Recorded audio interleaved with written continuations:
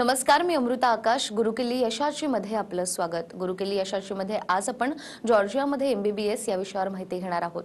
मंडळी, गेले कित्येक वर्ष जगातील टॉप विद्यापीठांमध्ये आपल्या भारत देशातून विद्यार्थ्यांचा प्रवेश करणारी संस्था, जिला आपण V-Source या नावाने ओळखतो, आणि आज आपल्या सोबत या V-Source एज्युकेशनल कन्सल्टन्सी प्रायव्हेट लिमिटेडच्या वतीने महाराष्ट्र ॲडमिशन हेड समीर शर्माजी आणि त्यांचे मुंबई कार्यालयाचे कार्यकारी शशांक तावडे आपल्या सोबत उपस्थित आहे. आणि ते आज आपल्याला विद्यार्थ्यांना ज्यांना MBBS करायचं आहे आणि जॉर्जियामध्ये जायचं आहे त्यांनी नेमकं काय काय करावं, कोणत्या गोष्टी लक्षात घ्याव्या याविषयी मार्गदर्शन करणार आहेत. सगळ्यात आधी कार्यक्रमात आपलं स्वागत करते. नमस्कार.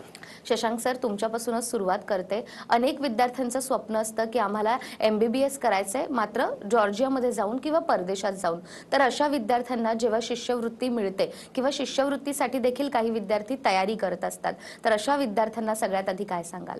V-Source educational consultants private limited या कंपनीची सुरुवात 16 वर्ष अगोदर श्री शिवाजी सरांनी या मुख्य हेतूने केली होती की जेही मुलं, आपले जेही विद्यार्थी भारतामधून बाहेरच्या देशामध्ये जाऊन MBBS करण्याचं त्यांचं स्वप्न असतं, तर त्यांना त्या बाहेरच्या देशामध्ये तिकडच्या टॉप युनिव्हर्सिटीमध्ये लवकरात लवकर ॲडमिशन भेटावं आणि त्यांना त्या ॲडमिशनसाठी कोणत्याही प्रकारची असुविधा नको व्हायला, या हेतूने ही जी कंपनी आहे V-Source एज्युकेशनल ही चालू केली होती.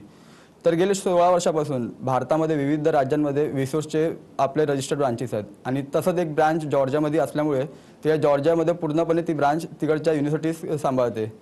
तर यावर्षी जे शैक्षणिक वर्ष आहे 2021 आणि 22, तर युनिव्हर्सिटी ऑफ जी जॉर्जिया आहे त्यांनी जेही मुलं, आपल्या भारताचे जेही विद्यार्थी त्या युनिव्हर्सिटीमध्ये हे जे शैक्षणिक वर्ष चालू आहे, तर त्यांना पूर्णपणे 2021 आणि 22ची जी हे आहे बॅच आहे त्यांना शिष्यवृत्ती प्रदान केली आहे, जे की $1000 प्रति वर्षाला असते. तर आपण भारतीय मूल्याच्या हिशोबाने बघायला गेलं तर त्याचे ₹75,000 किमान तरी होतात.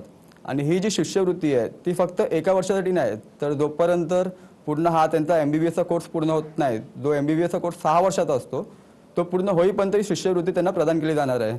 तर 6 वर्षात आपण बघायला गेलो तर ₹4,50,000 होतात आणि आपल्या भारताच्या हिशोबाने, भारतामूल्याच्या हिशोबाने खूपच जास्त आहे. तर आम्हाला ही एक अपेक्षा आहे की जेही मुलं यावर्षी युनिव्हर्सिटी ऑफ जॉर्जियामध्ये ॲडमिशन घेणार आहेत त्यांना या शिष्यवृत्तीचा नक्की पुरेपूर फायदा होईल. अगदीच. तर विद्यार्थ्यांना खरं तर MBBS करायचं आहे आणि जॉर्जियामध्ये देखील जायचं आहे, त्याच्यासाठी शिष्यवृत्ती तितकीच महत्त्वाची आहे. मात्र अनेक पालकांना MBBSसाठी जॉर्जिया किती महत्त्वाचं आहे किंवा त्या ठिकाणी गेल्यानंतर विद्यार्थ्यांना काय काय मिळू शकतं हे माहीत नसतं. तर पालकांनी देखील जॉर्जियाला प्राधान्य द्यावं यासाठी तुम्ही काय सांगाल? सध्याच्या परिस्थितीमध्ये जेव्हा आपले पालक असतात ते मुलांना बाहेरच्या देशामध्ये पाठवताना त्यांच्या मनामध्ये खूप प्रश्न असतात. काहीचे प्रश्न असं सेफ्टीचे असतात, तर काहींना त्यांच्या सेफ्टीसोबतच तिकडची लँग्वेज, जी भाषा असते ती कशी काय असते, आणि काहींना असतो क्लायमेटचा. तर आपण सेफ्टीबद्दल बोलायला गेलो तर जॉर्जिया हे जगामधलं 3rd सेफेस्ट कंट्री मानली जाते. आणि तिकडे जी महिलांची लोकसंख्या ही पुरुषांपेक्षा जास्त आहे. पुरुषांपेक्षा महिलांची लोकसंख्या ही 55% जास्त आहे त्या देशामध्ये. त्यामुळे काय होतं, तिकडे क्राईम रेट ही 0 आहे आणि तिकडचा जो करप्शन रेट आहे तोही 0 असल्यामुळे काय होतं की मुलींना, खास करून ज्या मुली जातात तिथे ॲडमिशन घ्यायला युनिव्हर्सिटीमध्ये, त्यांच्यासाठी हे देश खूपच सुरक्षित आहे. आणि इतकंच नाही, तर आपण क्लायमेटबद्दल बोलायला गेलो तर तिकडचं जे वातावरण आहे ते साधारणतः आपल्या भारतामधल्या जे अनेकशे शहर आहेत त्यांना समतोल असं वातावरण असल्यामुळे जे विद्यार्थी आपल्या भारतामधून तिकडे शिकायला जातात त्यांना ते अनुकूल वाटतं.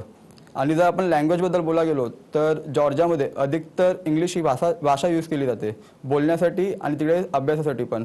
त्यामुळे काय होतं की मुलं तिथे भाषेसोबतच अभ्यासामध्ये तेवढ्यापैकी प्राधान्य होऊन जातं. आणि इतकंच नाही, जॉर्जियाची जी राजधानी आहे तिबिलिसी सिटी ही त्याच प्रकारे खूपच प्रसिद्ध आहे. या तिबिलिसी सिटीला हेल्थ सिटी म्हणून ओळखलं जातं. का तर जे जॉर्जियामध्ये आजूबाजूचे जे देश आहेत, जे काही 47 देश आहेत, तर तिकडचे जे नागरिक आहेत ते या तिबिलिसी सिटीमध्ये मोठमोठे ऑपरेशन आणि सर्जरी करायला येतात, जसं की कॉस्मेटिकच्या झाल्या, हार्टच्या झाल्या, बायपासच्या झाल्या.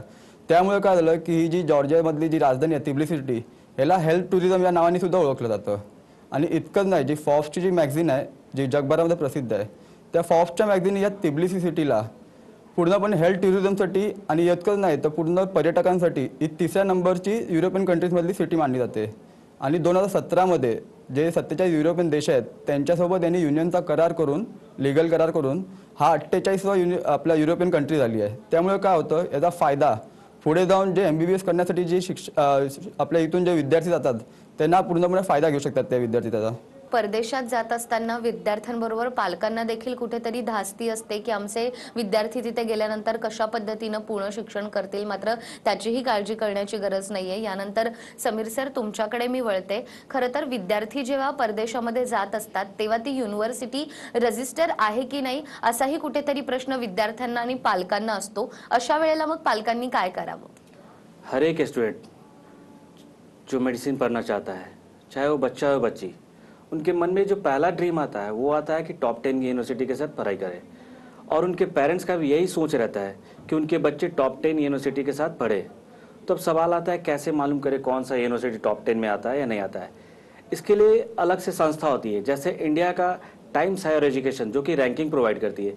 इसके द्वारा दी गई रैंकिंग को यहाँ के ज़्यादातर बच्चे देखते हैं। सेम वैसा ही जॉर्जिया में वेवोमेट्रिक्स से 4ICU, ये दो संस्था द्वारा दी गई रैंकिंग को यहाँ के बच्चे ज़्यादातर फॉलो करते हैं। हमारी संस्था वीसोर्स पिछले कई वर्षों से सिर्फ और सिर्फ टॉप 10 यूनिवर्सिटी के साथ ही काम करते आ रही है और बच्चों को हमेशा टॉप 10 यूनिवर्सिटी में ही जाने के लिए रेकमेंड करती है। क्या होता है कि जब आप टॉप 10 यूनिवर्सिटी को देखते हो और उसके नीचे की यूनिवर्सिटी को देखते हो, दोनों का जब आप फीस कंपेयर करते हो तो दोनों का फीस लगभग सेम आता है, लेकिन सुविधा टॉप 10 यूनिवर्सिटी में नीचे की यूनिवर्सिटी से कई ज़्यादा होता है। कोई भी बच्चा क्यों कॉम्प्रोमाइज़ करे, टॉप 10 यूनिवर्सिटी में क्यों ना पढ़ाई करे। और हमारा जो यूनिवर्सिटी है, यूनिवर्सिटी ऑफ जॉर्जिया और इलिया यूनिवर्सिटी, ये टॉप 10 की नहीं, ये टॉप 5 की यूनिवर्सिटी है। किसी भी यूनिवर्सिटीज़ को सेलेक्ट करने में कई चीज़ों का ध्यान रखना होता है, जैसे कि पहला रैंकिंग की बातें तो हम लोगों ने कर ली। उसके बाद जो मोस्ट इम्पॉर्टेंट चीज़ आता है वो आता है रिकॉग्नाइजेशन। 2 साल पहले जब MCI थी तो MCI एक लिस्ट जनरेट करती थी। उसमें क्या होता था, बच्चे उसके द्वारा दी गई लिस्ट को देख करके सेलेक्ट कर लेते थे कि कौन सा कॉलेज अप्रूवल है MCI से या नहीं है। अभी कैसा MCI हट चुका है, MCI की जगह NMC आ चुका है, नेशनल मेडिकल कमीशन। अब नेशनल मेडिकल कमीशन क्या करती है, WHO वर्ल्ड हेल्थ ऑर्गेनाइजेशन को रिकमेंड करती है। तो WHO द्वारा रिकॉग्नाइज कॉलेज से जब आप पढ़ के आते हो तो इंडिया में आप नेक्स्ट एग्जाम लिख सकते हो, उसकी ब्याह पे PG के लिए जा सकते हो और साथ ही साथ लाइसेंस लेके प्रैक्टिस कर सकते हो। WHO द्वारा रिकॉग्नाइज्ड यूनिवर्सिटीज़ को देखने के लिए हमें WDOMS world directory of medical schools K list को देखना होता है। इसके साथ ही साथ किसी भी यूनिवर्सिटीज़ को अपना ओन कंट्री का रिकॉग्नाइजेशन भी देखना होता है। जैसे कोई सा भी यूनिवर्सिटी इंडिया का हो तो उसको NMC से रिकॉग्नाइज होना ज़रूरी है। सेम वैसा ही जॉर्जिया का अगर कोई सा भी यूनिवर्सिटी होगा तो उसको मिनिस्ट्री ऑफ जॉर्जिया से रिकॉग्नाइजेशन होना ज़रूरी होगा। उसके साथ साथ ही NCEQE national centre for education quality enhancement से भी अप्रूवल होना चाहिए। साथ ही साथ यूनिवर्सिटीज़ को इंटरनेशनली अप्रूवल भी चाहिए, जैसे अमेरिका का ECFMG, ऑस्ट्रेलिया का ऑस्ट्रेलियन मेडिकल काउंसिल, कनाडा का कैनेडियन मेडिकल काउंसिल। इसके साथ साथ international association for medical school से भी अप्रूवल होना चाहिए। यूनिवर्सिटी ऑफ जॉर्जिया और इलिया यूनिवर्सिटी इन सभी जगह से अप्रूव्ड है और रिकॉग्नाइज्ड है और रँकिंग में भी टॉप 5 में आती है। तर समीर शर्मा सर, जसं तुम्ही सांगितलं की युनिव्हर्सिटी रजिस्टर आणि त्याचबरोबर वेगवेगळ्या गोष्टी देखील विद्यार्थ्यांना माहीत पाहिजे, मात्र जे विद्यार्थी जॉर्जियामध्ये जाणार आहेत त्यातीलच विद्यार्थ्यांना नेमकी तिकडची एज्युकेशन सिस्टीम कशी असते हेही माहीत नसतं, तर अशा विद्यार्थ्यांना काय सांगाल? University of Georgia 3 dimension stereoscopic technology की यूज करती है, जिसमें विजुअलाइज क्लासेज होती है। क्या होता है, किसी भी चीज़ को जब आप सुनते हो और उसी चीज़ को जब आप देखते हो तो आपको सुनने से कई ज़्यादा देखने के बाद वो चीज़ अच्छे से समझ आती है और वो चीज़ आपको लंबे समय तक याद रहती है। यूनिवर्सिटी ऑफ जॉर्जिया पिछले 10 वर्षों से विजुअलाइज क्लासेस का यूज़ करते हुए आ रही है। नीट क्वालिफाई होने के बाद आप यूनिवर्सिटी ऑफ जॉर्जिया में एडमिशन ले सकते हो। यहाँ का कोर्स ड्यूरेशन 6 वर्षों का रहता है, जो कि 360 क्रेडिट बेस्ड रहती है। इसमें हर एक साल बच्चों को 60 क्रेडिट अचीव करना रहता है। University of Georgia Bologna process को भी फॉलो करती है। इसमें problem based learning balance to case based learning होती है, माने कि थियोरेटिकल सब्जेक्ट पैरेलली क्लिनिकल और प्रैक्टिकल फ्रॉम डे 1 से रहेगा। इसमें University of Georgia Erasmus plus programme को भी फॉलो करती है, जिसमें बच्चे यूरोपियन नेशंस के अन्य दूसरे यूनिवर्सिटीज़ के एक्सचेंज प्रोग्राम का फ़ायदा उठा सकते हैं। अब बात आती है जॉर्जिया में सिस्टम ऑफ एजुकेशन की। तो यूनिवर्सिटी ऑफ जॉर्जिया का जो सिलेबस है वो अमेरिका और यूरोप के जाने माने टॉप यूनिवर्सिटी जैसे university of Scranton, university of central Florida, Northwestern university, university of Tromso Norway, Westminster university UK, इन यूनिवर्सिटीज़ के टॉप डॉक्टर्स और प्रोफेसर्स के टीम द्वारा ये सिलेबस को डिज़ाइन किया गया है, जो कि NMC अप्रूव्ड भी है और यूएसएमएल इक्विवेलेंट भी है। अगदीच. तर समीर सरांकडून आपल्याला जॉर्जियामध्ये असणारी एज्युकेशन सिस्टम तर कळाली, मात्र जे विद्यार्थी एमबीबीएस साठी जॉर्जियाला जाण्याची तयारी करतात तर त्यांच्यासाठी एकूणच अभ्यासक्रम आणि विषय नेमके कसे असतात? जसं आता समीर सरांनी सांगितलं की तिकडचा जो अभ्यासक्रम आहे तो NMC द्वारा मान्यता प्राप्त आहे. तर जसं भारतामध्ये MBBSच्या कोर्ससाठी जे सब्जेक्ट असतात, विषय असतात, तसेच सिमिलर विषय आपल्याला युनिव्हर्सिटी ऑफ जॉर्जियामध्येही बघायला भेटतात. आणि इतकंच नाही, तिकडचं NMC मान्यता प्राप्त असल्यामुळे काय होतं की तिकडचे जे सब्जेक्ट आहेत ते आपल्या भारताच्या सब्जेक्टला मॅच करतात. आणि एवढंच नाही, हे जे आमचं प्रॉस्पेक्टस आहे ह्याच्यात तुम्ही बघू शकतात की हे युनिव्हर्सिटी ऑफ जॉर्जियाचं प्रॉस्पेक्टस आहे. यामध्ये युनिव्हर्सिटीमध्ये आपल्याला काय काय ॲक्टिव्हिटीज किंवा कोणत्या प्रकारे आपल्याला कोणत्या प्रकारची माहिती पाहिजे युनिव्हर्सिटीची ही पूर्णपणे या प्रॉस्पेक्टसमध्ये उपलब्ध आहे. तर आपण प्रॉस्पेक्टमध्ये आपण बघतोय की जसं सरांनी सांगितलं की ते क्रेडिट स्कोरचा एक म्हणजे एक फायदा असतो स्टुडंट लोकांना की ते कोणत्याही विषय चूज करू शकतात त्या क्रेडिट स्कोरच्या बेसवर.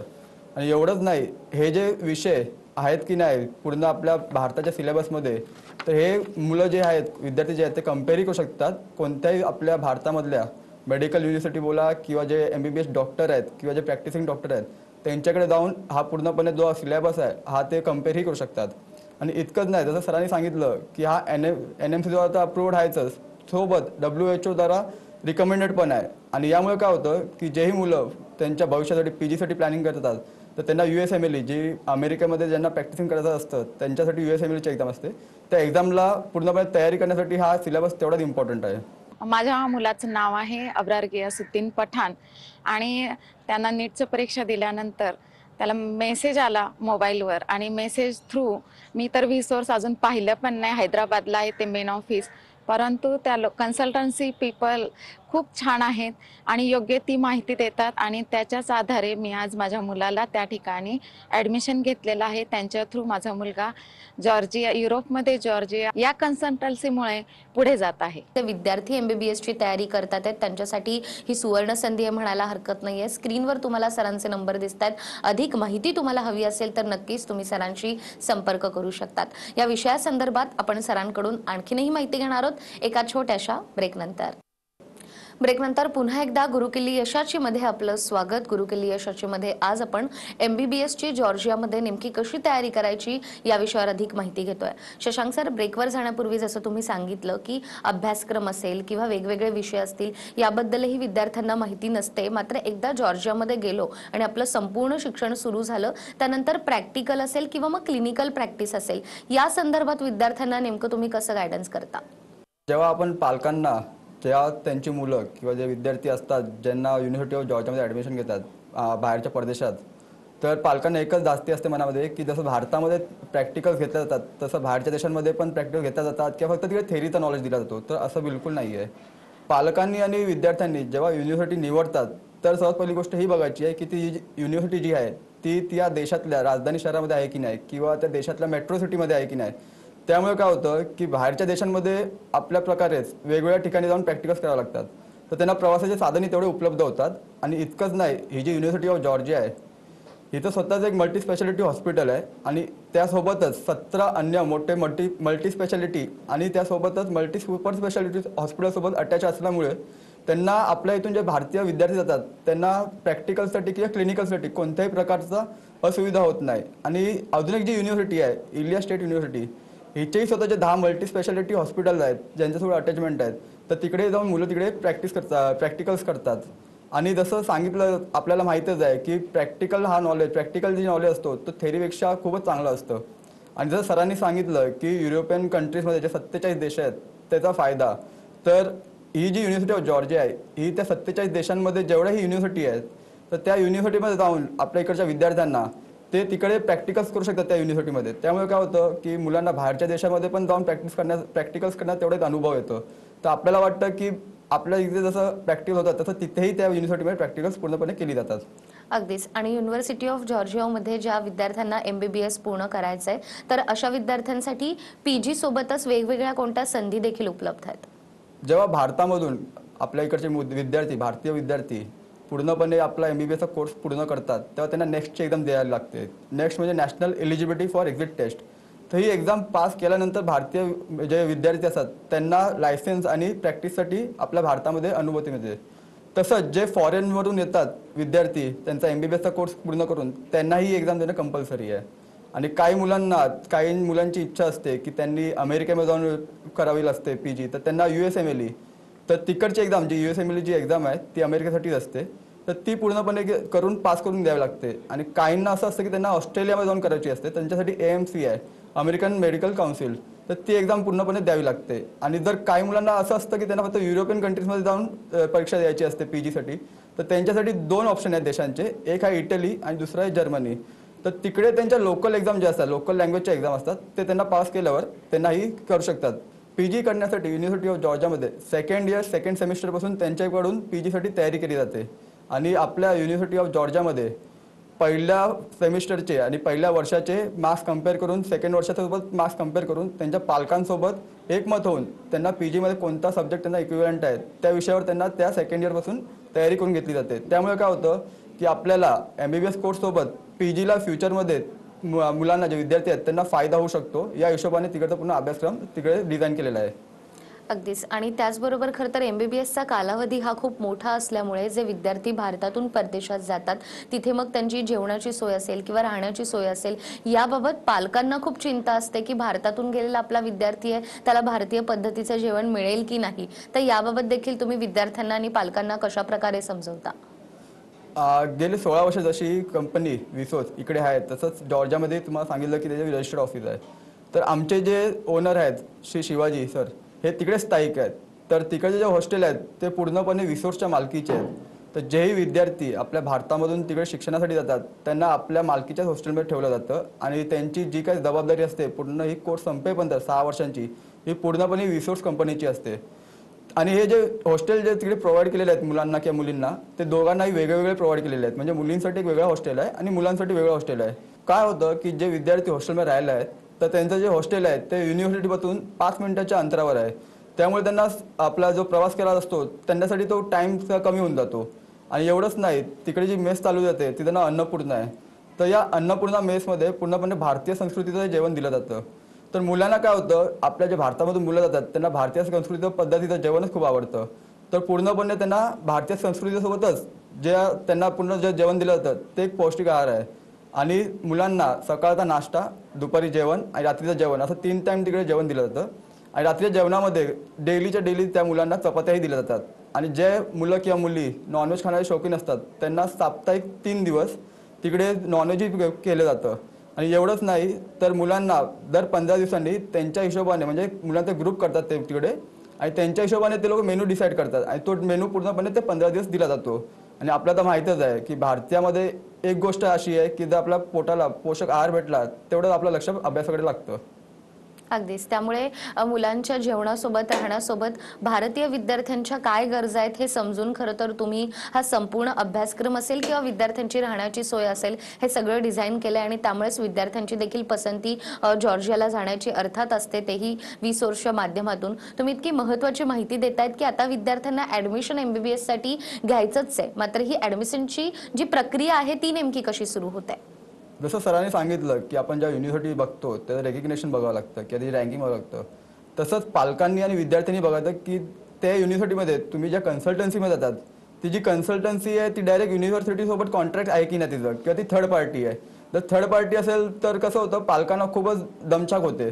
त्यामुळे काय होतं, ही जी आमची कंपनी आहे विसोस, ही डायरेक्टली त्या युनिव्हर्सिटीसोबत कॉन्ट्रॅक्ट असल्यामुळे आता हा जो तुम्हाला प्रॉस्पेक्ट दाखवला होता मी युनिव्हर्सिटी ऑफ जॉर्जियाचा, त्या शेवटच्या पानावर तुम्हाला पूर्णपणे हा प्रॉस्पेक्टसमधला हे दिसलं जाईल की आमच्या ज्यात अग्रीमेंट केलेलं आहे युनिव्हर्सिटी ऑफ जॉर्जियामध्ये. तर काय होतं की पालकांना दुसरी तिसरीकडे कुठे जाऊन न हे करता डायरेक्ट ते आमच्या इथून डायरेक्ट त्या युनिव्हर्सिटीमध्ये ॲडमिशन घेतात. आपली कंपनी देशामधल्या विविध राज्यांमध्ये आहे. तर जशी विविध राज्यांमध्ये असल्यासोबतच महाराष्ट्राच्या मुंबईमध्ये सुद्धा आपल्या कंपनीचं एक रजिस्टर्ड ऑफिस आहे. तर ज्या रजिस्टर्ड ऑफिसचे नंबर जे आहेत ते खाली तुम्हाला दिसतच आहेत. तर जेव्हाही कोणत्याही विद्यार्थ्यांना किंवा पालकांनी त्यांच्या पालांसाठी त्या युनिव्हर्सिटीमध्ये ॲडमिशन घ्यायचं असेल तर ते या नंबरवर कॉन्टॅक्ट करू शकतात किंवा तिकडे डायरेक्टली व्हिजिट करू शकतात. आणि ज्या पालकांना जे लांब राहतात तर त्यांना व्हिजिट करायला जमत नाही तर ते डायरेक्टली ऑनलाईन, म्हणजे आपलं व्हॉट्सअप झालं किंवा ईमेलद्वारे त्यांना माहिती दिली जाणार. जेही पालक किंवा जे विद्यार्थी त्यांचं ॲडमिशन कन्फर्मेशन करतात तर त्यांच्यामध्ये आणि आमच्या कंपनी जी विसोर्स आहेत त्यांच्यामध्ये हा एक ॲग्रीमेंट केला जातो जो की पूर्णपणे लिगली असतो. या लिगल ॲग्रीमेंटमध्ये सर्व काही रूल्स अँड रेग्युलेशन असतात आणि आमच्यातर्फे जेही पालक असतात किंवा विद्यार्थी असतात त्यांना कोणत्या कोणत्या सवलती असतात ते दिले जातात. त्याबद्दल पूर्ण नमूद केलेलं असतं. तर इतकंच नाही, ॲडमिशन प्रोसेसमध्ये काय होतं की जे काही डॉक्युमेंट्स असतात, उदाहरणार्थ पासपोर्ट झाला विद्यार्थ्यांचा किंवा व्हिसा झाला किंवा मग एम्बेसी डॉक्युमेंट झाले, फॉरेन एम्बेसी डॉक्युमेंट झाले किंवा TRC कार्ड झाला आणि त्यांचं एक मेडिकल झालं, हे सर्व पूर्णपणे विसोर्सच्या कंपनीतर्फे केलं जातं. त्यामुळे काय होतं की पालकांना कुठे बाहेर दुसरीकडे सारखं ये जा आणि किंवा प्रवास करण्यासाठी त्याचा दमछाक होत नाही. तर यावर्षी जेही मुलं MBBS कोर्ससाठी युनिव्हर्सिटी ऑफ जॉर्जियामध्ये ॲडमिशन घेणार असतील त्यांच्यासाठी आमच्या विसोर्सतर्फे पूर्णपणे शुभेच्छा. तर आता ज्या प्रकारे सरांनी सांगितलं, ज्या विद्यार्थ्यांना MBBS करायचे आणि त्यासाठी परदेशात जाऊन जर तुम्हाला जॉर्जिया युनिव्हर्सिटीची निवड करायची आहे तर त्यासाठी कोणकोणत्या गोष्टी करायला हव्यात आणि कोणत्या गोष्टी लक्षात घ्यायला हव्यात याबद्दल सरांनी आपल्याला सांगितलेलंच आहे. आपले खूप खूप आभार, आज तुम्ही ते आलात आणि इतक्या महत्त्वाच्या विषयावर आम्हाला मार्गदर्शन केलं. नमस्कार. गुरुकिल्ली यशाची मध्ये वेळ झाली आहे इथेच थांबण्याची. पुन्हा भेटूया एका नव्या विषयासह. तोपर्यंत नमस्कार.